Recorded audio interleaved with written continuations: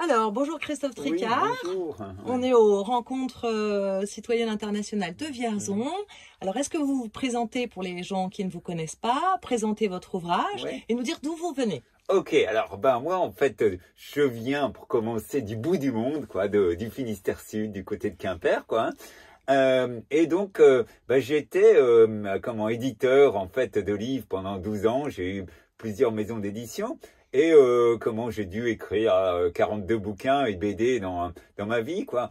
Et puis donc le métier d'éditeur au niveau commercial, c'est vraiment très difficile, donc j'ai arrêté, quoi. Et depuis, bon, j'écris ou ou j'imagine des histoires pour d'autres éditeurs. Et puis là, voilà, pour l'intelligence artificielle, donc cette BD ouvrage, j'ai essayé de trouver des grands éditeurs parce que je m'étais persuadé que voilà, ils allaient saisir la balle pour gagner en fait de l'argent, parce que effectivement c'est à la mode, quoi. Et non, au contraire, on m'a traité de politiquement incorrect et on m'a fait comprendre que ça se faisait pas de parler en fait de choses d'une manière caustique.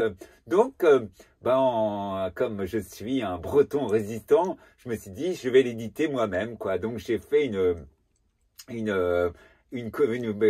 campagne de commande participative, et voilà, ça a marché, quoi. Et donc c'est une BD qui va paraître en mars de mars dans un mois, parce qu'elle est en train de se faire imprimer, quoi.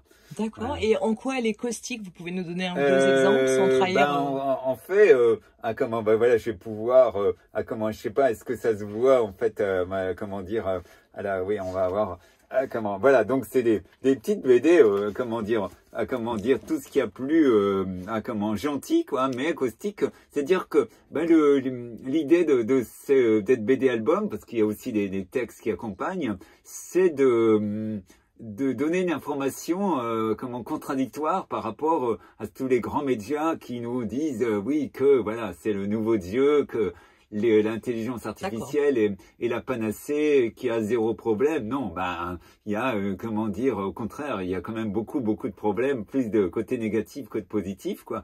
Et donc c'était amené d'une manière ludique, une réflexion, quoi, de faire passer des messages. D'accord. Ouais. Ok. Et vous connaissez comment vous avez fait vos recherches sur l'intelligence artificielle? Là, c'était un gros boulot, quoi, en fait, qui n'a pas été facile d'ailleurs, parce que on fait ma grande connaissance, plutôt surprise, c'est que toutes les premières pages de Google sont pour glorifier l'intelligence artificielle. Si elle était participative, ce serait génial. Et donc voilà, voilà, j'ai lu des tas de bouquins, et puis aussi travaillé avec des tas d'associations, comme l'association pour laquelle je milite, qui est l'association française contre l'intelligence artificielle, la FCIA, quoi. Et donc, grâce à eux, effectivement, j'ai eu des infos, et puis de fond, parce que c'est souvent des gens très compétents qui ont été, pour l'anecdote, j'ai même eu un des concepteurs de l'intelligence artificielle, quoi, qui est a été Patrick Albert, quoi, qui est quelqu'un de haut rang, un grand scientifique, qui est très critique maintenant par rapport à ça, parce qu'il a des menaces, quoi, en fait. Ouais. Donc sous une explication de BD qui se voudrait plutôt loisir, en fait, il y a un vrai travail de recherche dedans. Bien sûr, c'est un an de travail, un an de travail, quoi, en tout, quoi. Donc voilà, donc c'est vrai. Il y a vraiment des vraies infos à prendre pour avoir une connaissance. Et on fait parce que je voulais pas me faire traiter que de mots à la mode qui étaient de complotiste. C'est des infos du type Le Monde ou Courrier International, quoi. Donc en disant non, ils mentent pas, en fait, donc c'est des vraies news, quoi, en fait. D'accord. Ouais. Donc ce sera instructif. Voilà, parfait. Voilà, donc ouais. Et donc c'est une forme d'engagement, en fait, contre la doxa ou la propagande ou le politiquement correct. Et est-ce qu'il y a quelque chose qui vous a poussé à être contre ça, ou c'était voilà? Il y a plusieurs raisons qui m'ont poussé à ça. C'est que au niveau éthique, déjà. C'est pas du tout éthique au niveau énergie, quoi. C'est vrai que l'intelligence artificielle actuellement, elle consomme avec les data centers, parce qu'il faut les refroidir et tout ça, quoi, l'équivalent de la consommation du Danemark et dans les 2 ans qui viennent, ça va doubler, quoi. Donc on aura peut-être la consommation de la Scandinavie tout entière, quoi. C'est un gouffre aussi au niveau de l'exploitation humaine, c'est-à-dire que pour alimenter les bases de données, eh ben, il faut énormément d'informations, quoi. Et là, c'est des pauvres petits Africains, souvent du Sénégal ou de Guinée, quoi, qui travaillent pour 3 € de l'heure, 3 € de l'heure déjà, 3 € par jour. Comment, oui, tout à fait. Donc il y a vraiment quelque chose qui est vraiment pas du tout éthique. Puis dernièrement, la guerre en Israël où les soldats, comme l'armée israélienne, envoient des robots comme tueurs avec l'IA, quoi, qui fait des ravages pas possibles, quoi, qui tue des milliers de personnes à l'aveugle, quoi. Ouais, donc voilà, donc tout ça m'a amené d'une manière en me disant voilà, parce que les gens qui liront verront bien que c'est un ton léger, quoi, mais quand même bon, j'avais envie de façon légère de soulever des problèmes lourds. Ouais.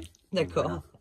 Alors, vous êtes venu à ces rencontres citoyennes. Oui. En quoi elles vous semblent particulières, intéressantes, nécessaires, utiles? Oui. Alors, particulière, comment dire, c'est que il y a une bienveillance, il y a un côté vraiment amical qui est, bon, parce que j'étais en relation avec les organisateurs qui m'ont invité, donc extraordinaire, utile, parce qu'effectivement, elles permettent de donner et d'apporter, en plus dans un cadre agréable, une information que on n'a pas la possibilité d'avoir dans les métiers officiels, quoi. Hein. Donc voilà, c'est déjà ces raisons-là, quoi. En fait, hein, d'accord, ok. Ouais. Et alors, dernière question, si je vous donnais une baguette magique et vous puissiez changer quelque chose pour un changement de paradigme dans les années à venir, ce serait quoi? Alors oui, je trouvais que c'était une très, très bonne question. Alors oui, j'ai beaucoup réfléchi, quoi. Et puis je me disais, il y a vraiment pour moi qui serait une des premières choses à faire, c'est de redonner le pouvoir politique aux gens, quoi. C'est-à-dire que surtout dans un pays qui est hyper centralisé, il n'y a plus de président, quoi.